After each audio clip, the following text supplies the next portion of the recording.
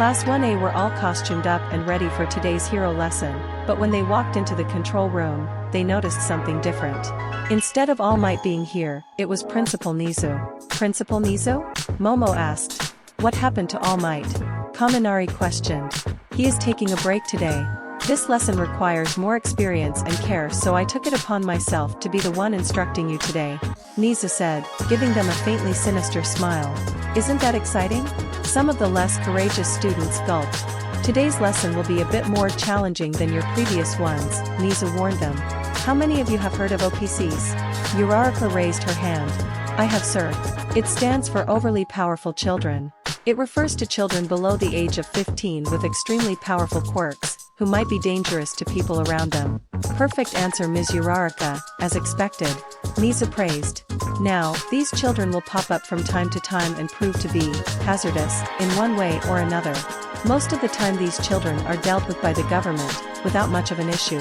However, there are cases of OPCs accidentally, or purposely going on rampages, or even being used against their will as villains. Some students gasped. That's awful. Mina shouted in outrage. To think villains could sink so low, Ida commented. Seriously unmanly. Kirishima grit his sharp teeth in anger. Yes, all these incidents are extremely unfortunate, which is why you will be learning to handle them appropriately. Nizu explained, today you all will be sent into one of our fake sites, where an OPC is going to be rampaging for one reason or another, and you all will have to stop them. So we're gonna have to fight a bunch of brats. Bakugo growled. No, of course not, Mr. Bakugo. In fact, if any of you even attempt to directly attack the children, then you will immediately fail the exercise, Nizu explained.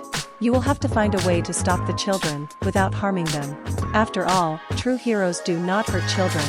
Many of the students nodded along with this.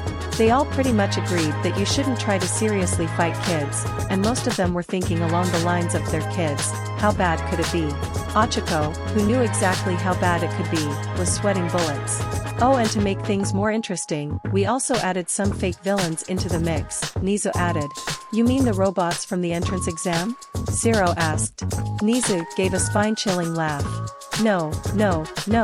These are much worse. Why does he have to be so scary? Mineta thought, with many of the others having similar thoughts. Now you will all be split up into teams of 4, Nizu explained. Team A will be Mineta, Bakugo, Sato, and Koda.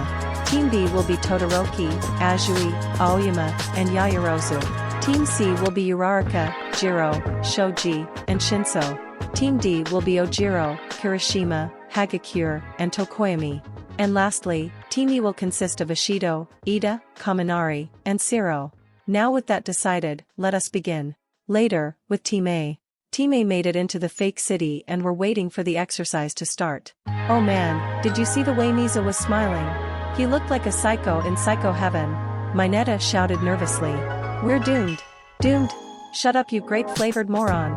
Bakugo shouted at Mineta, making him go quiet in fear of the blonde's wrath. No way in hell some kid is gonna give us trouble. This crap is a waste of my time. What about the fake villains? Sato asked him. TCH, doubt there'll be any fucking challenge, Bakugo swore. This crappy exercise is gonna be easy. Roerarer. Suddenly a loud roar resonated through the city, grabbing the attention of all 4 heroes in training. Then, a few miles away, a giant snake-like head rose up, and then another, and another. They kept rising higher and higher, until eventually, Kai rose up, revealed in all his glory. Roar! Kai bellowed. Is that one of the villains? Mineta asked, shaking in his boots. Roar! I am a terrifying monster. Roar! Kai said, smashing a few buildings for effect. Nah man, I think that's a kid. Sato guessed. That thing is a kid. Mineta freaked. Koda made a small squeaking noise. TCH, Bakugo growled, thinking maybe this would be a bit harder than he thought. Back in the observation room. Whoa, is that a freaking kaiju? Kaminari looked at the screen displaying Kai, with wide eyes. Kai? Achiko immediately recognized the 3-headed child and was only slightly shocked to see him here. No, kaiju. You know, as in giant monsters. Kaminari corrected. No, I mean his name is Kai, Achiko explained. Is he one of Midoriya's kids? Karo. Azui asked. Midoriya, you mean like her boyfriend? Mina came in closer, not wanting to miss a single word of what could potentially be love talk. He's not my boyfriend. Ochako denied with a huge blush on her face. And yeah, he's one of Izuku's. He's a nice boy, but he can be pretty fearsome when he wants to. Wait, what did you mean by Midoriya's kids? Do you mean like his little brother or something? Toru asked curiously. Ochako wondered how best to explain it. No, he's his son. Most of the class responded at once, even the ones who had stayed silent like Tokoyami and Todoroki, had wide eyes. Holy crap Oka, I didn't know you were into older guys. Mina said almost immediately. Adopted. He adopted him. Ochako quickly explained. And we aren't in that kind of relationship. We will talk more about Midoriya Izuku after Time has finished, Nizu told them. Please wait until then for answers. Mina pouted. She needed more details. But it's not like she could go against Nizu, so she would have to wait. Wait a minute, Ojiro spoke up. What about the fake villains? Back to Tima. Grrrr. The four of them heard a growling behind them and turned around to see a pack of 5 Beowulfs leering at them. I think we found the villains, Sato said, somewhat intimidated by the monster's appearance. Ka. The four looked up and saw 6 grim griffins circling them, looking like they were about to attack. Rah! They looked back in front of them and realized they were now fully surrounded, as not only had 4 more Beowulfs closed off their escape, as well as King Taijitu and 2 Ursa. Back in the observation room. Monsters. They're monsters. Aoyama cried. Creatures of the dark, Tokoyami commented. Seriously, what are those? They like someone took all my nightmares and turned them into some kind of twisted animals. Toru shouted. The Grim, Ochako said. Does that mean Yami's here too? Yami, that was one of the boys I took to the amusement park. Ida recognized that name and remembered the young boy who had eaten enough food to feed an entire family. So these are the Grim you mentioned. I'd never seen them before, but they're just as scary as you said they were, Karo, Azui said. Wait a minute, a kid made these. Mina asked in shock. Is he okay? Does he need therapy? What kind of kid makes monsters like this? The imaginations if children can be a dark and twisted place, where nightmares formed from the blackest part of the soul can emerge, Tokoyami said. Everyone was silent after that, as only one word came to mind. Edgelord. Back with Team A. What the hell are these things? Mineta shouted out in fear. Koda, can you talk to these things? Sato asked. Koda shook his head fearfully. He couldn't hear anything but growls from these beasts. They weren't animals. They were horrors shaped like animals. Why talk when I can fight? Bakugo used his explosions to propel himself at the Beowulfs, Ursa, and K.T, King Taijitu, that were between them and Kai and unleashed a huge blast that hit all of them, blasting away the Beowulfs while the Ursa and KT moved back a bit. Get to the fucking kid. I'll take care of the monsters. Considering Bakugo's strengths and weaknesses, that actually was a really good idea. Right. Sato picked Mineta, who was paralyzed with fear. Let's go. The 3 of them ran past the Grim. To their surprise, they didn't even try to stop them, their attention purely focused on Bakugo. Thanks, Bakugo, Sato said as they sped off towards Kai. After getting some distance from the Grim, Sato asked an important question. Okay, how are we gonna do this? A few minutes later. Roar! Kai shouted as he knocked down another building. This is kinda fun. Normally I wouldn't feel such joy at knocking down buildings, stomping on cars, and uprooting trees, but this city was fake and he didn't need to worry about ruining someone's day, or life. The giant boy had always needed to be so careful in his daily life, with the only exception being his mock battles with his siblings. So getting to just walk around and smash into things was strangely cathartic. But what he was really looking forward to was fighting those hero students. When UA had approached them about being part of a training session, they had all been ecstatic. Of course, only the children who really wanted to be heroes had gone, with the exception of Yami, who had agreed to go under a certain condition. UA drove Yami all around the city, allowing him to absorb more negativity than he had ever taken in before. They even took a trip outside Tartarus. This of course explained how Yami could produce such a huge amount of Grim. Kai kept stomping forward, leaving cracks in the streets and sidewalks below him. Then suddenly, some birds started swarming around his face. About a dozen. Birds? Kai said. And then, another dozen, and another, and another. Suddenly it felt like hundreds of birds were now swarming, flying all over Kai's 3 heads and obscuring his vision. Ah! Kai screamed as he tried to sake them off, walking back in an attempt to escape the feathered fiends. He kept walking back, and back, and back, with the birds continuing to chase him. And then, he suddenly could no longer lift his legs. Huh? Kai kept trying to lift his leg, and after a lot of effort he was able to get it unstuck from whatever it was stuck to, but when he put it back down again, it got stuck. Little did Kai know, he had stepped over a large patch of Minetta's balls, that were now stuck to his feet. While Kai was struggling to free himself, he heard someone call out to him. Hey, kid!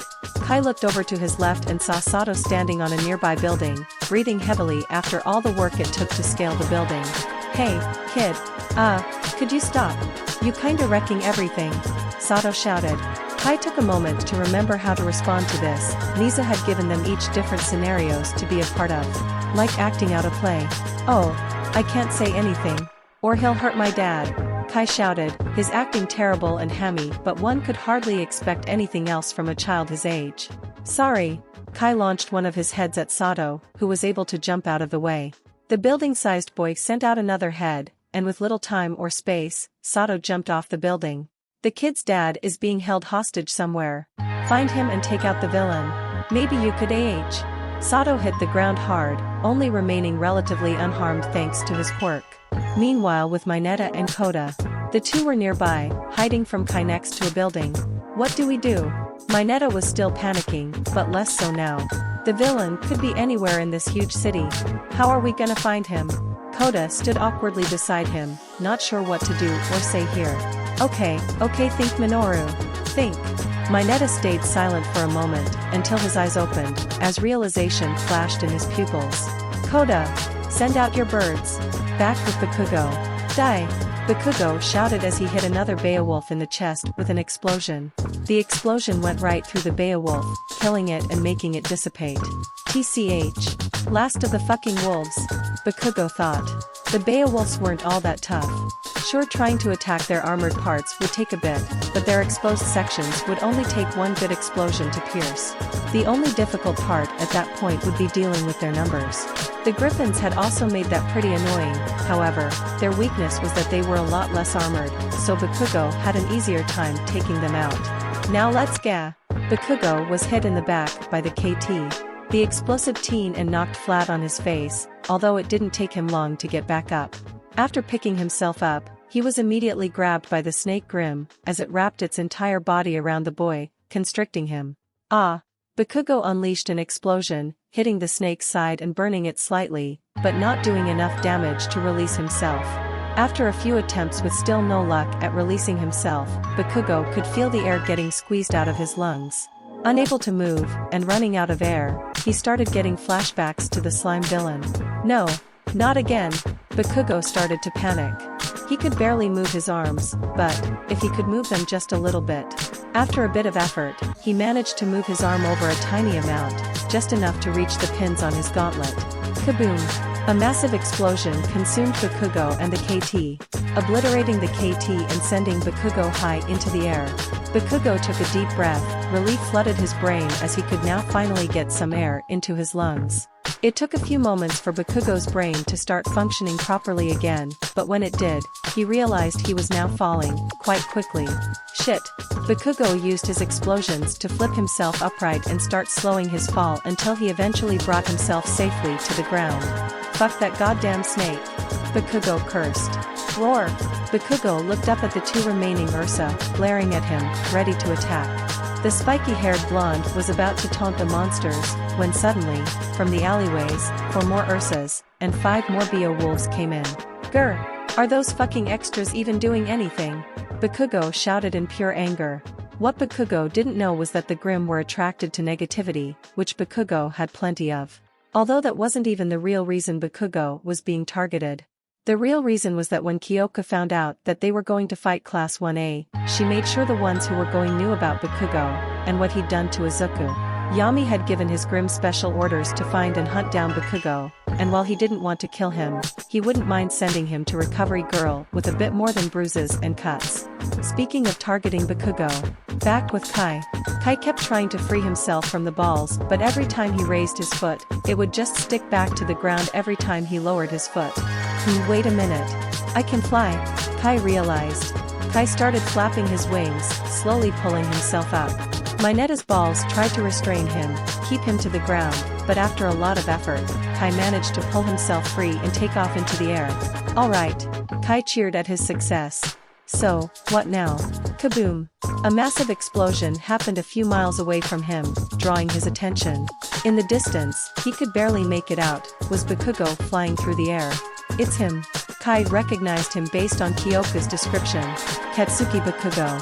Kai knew what he had to do next, and he flew towards his new destination. Meanwhile, with Mineta, Koda, and Sato, the three of them were hiding next to a building when they saw Kai take off into the air. Are you kidding me? Mineta was freaking out again. Why can he fly? Well, he had wings, so I feel like we should have seen this coming. Sato pointed out. Kaboom!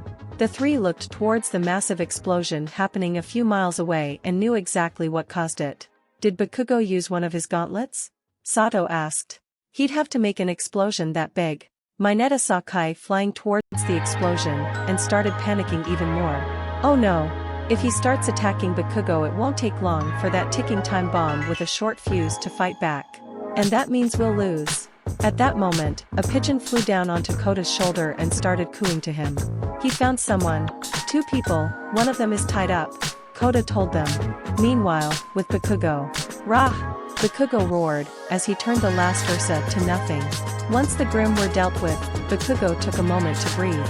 And then, a giant shadow fell over him. Bakugo looked up and saw Kai looming over him, all 3 heads looking right at him. Hello, Kai said.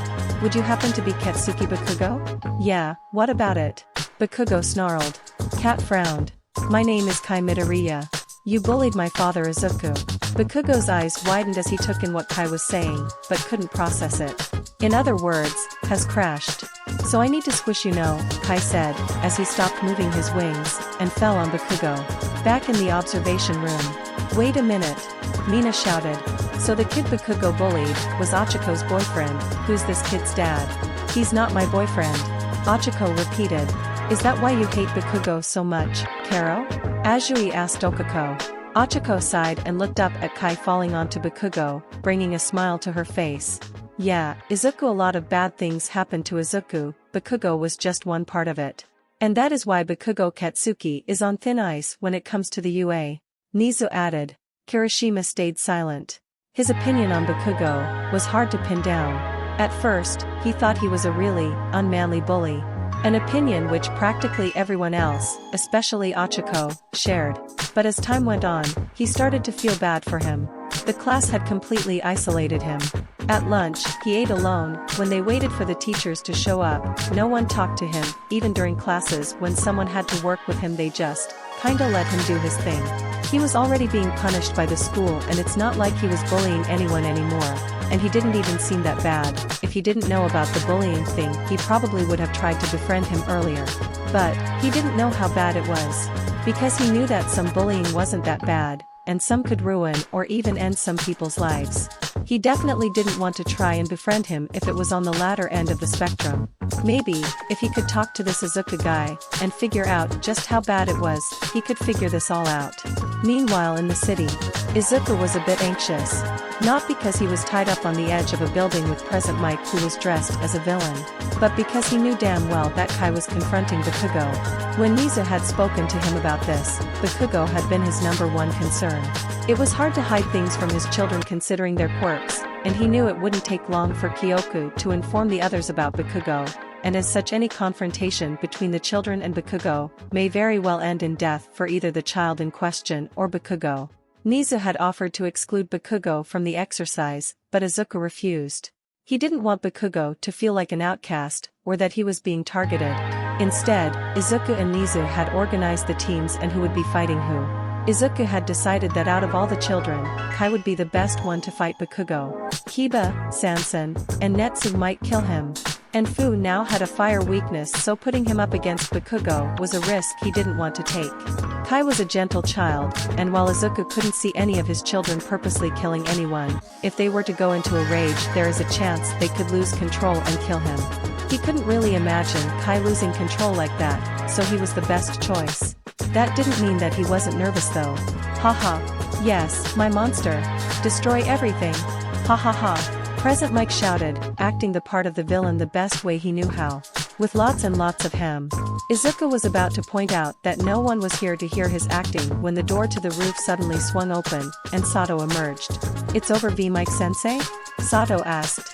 Present Mike pulled out a gun and aimed it at Sato. No, I am the villain. Sick beats. There were a few moments of silence. Really, sick beats? Sato asked, giving him an "Are you serious" look. Yes, because I'm sick, and I've got beats. Present Mike said. Sick beats. Another moment of silence, until Sato sighed. Just get him, Mineta. Huh? Ah. Suddenly, from the side of the building, Minta popped up and grabbed onto Mick's face. Mineta had been climbing the building using his balls, while Sato used the door to distract him. Ah. How dare you make us fight a kaiju and an army of demons? You almost gave me a heart attack. Mineta shouted as he pulled at Mick's face. Ah, get off. Mike dropped the gun from shock and tried to pull Mineta off his face. Then, Mike felt Sato's arms wrap around his waist, and Mineta jumped off of him, allowing Sato to safely suplex his teacher. Ah, was that really necessary? Mike groaned as he allowed himself to go limp. The villains defeated. Sato looked at Izuku. Are you supposed to be this kid's dad? Before Izuku could respond, Mineta spoke first, obviously not. He's probably just some gen ed kid that UA's using to act as a fake dad. Actually, Kai is my son. My real son, Izuku corrected. The two looked at him with shock in their eyes, and Mineta's jaw was hanging down to his knees. Izuku sighed. It's a long story. For now, let's just get me to Kai. Back in the observation room. Shouted most of the class. He looks like he's the same age as us, Toru pointed out. He is, Achiko confirmed. He's a teen dad, Kaminari asked. All will be explained later, Mizu told them. Meanwhile, with Kai and Bakugo was in shock. Part of it was the fact that he was being crushed by a 40-foot child, and now had multiple broken bones and probably some other injuries. A larger part of it was that this kid just said he was Deku's son. Now that was impossible for a multitude of reasons. Firstly, who the fuck would want to have sex with Deku? Secondly, this kid was, well honestly Bakugo couldn't tell given the giant monster thing, but he was talking so he had to be at least like 5 or 4 or something, which, unless Deku had been hiding this from him somehow for the past few years, should be impossible. Thirdly, who the hell did quirkless Deku have a kid this big?